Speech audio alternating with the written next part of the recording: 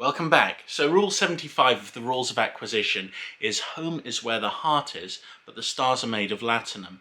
Now, when it comes to business, business is your home, right?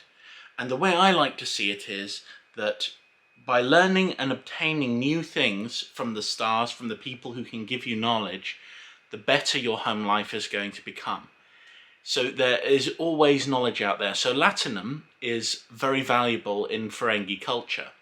So what you need to do is realize that out there you can access all of these different tools to help build your business. It's one of the reasons you may have subscribed to my channel, you may be looking at my things, but when it comes down to it, it really benefits you. The more knowledge you actually bring in, let's say you're going to hire a marketer. If you know a little bit about marketing, you know whether or not that marketer is giving you good information, whether or not they know how to do a good job, and ultimately you'll know whether or not you are making the right choices when choosing somebody to actually work for your business.